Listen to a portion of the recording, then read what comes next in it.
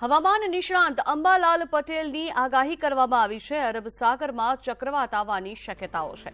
લો પ્રેશરના કારણે થઈને ચક્રવાત આવી શકે છે, ત્યારે ભેજના કારણે હવામાનમાં ફેરફાર થશે। આ પ્રકારની આગાહી અંબાલાલ દ્વારા કરવામાં આવી છે। ગુજરાત સુધી ચક્રવાત પહોંચતા તેની ગતિ ધીમી પડશે, ત્યારે દરિયા કિનારે પવન સાથે વરસાદ પણ આવી શકે છે।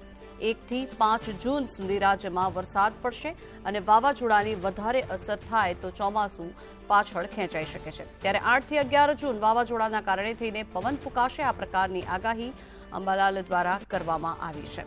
ગુજરાત સુધી ચક્રવાત પહોંચતા તેની ગતિ જે છે તે ધીમી પડી શકે છે, ત્યારે મહત્વનું છે કે વરસાદની આગાહી કરવામાં આવી છે। આ જે ચોમાસું જે છે એની સાયકલ તો આવશે, પરંતુ ચોમાસું થોડુંક મોડું પડવાની શક્યતા રહે છે, જેની ચોમાસાના હવામાનની નોંધ પ્રમાણે, કારણ કે અરબ સાગર અને બંગાળના ઉપસાગરમાં એક ચક્રવાત ઉદ્ભવી શકે છે અને આ ચક્રવાતના કારણે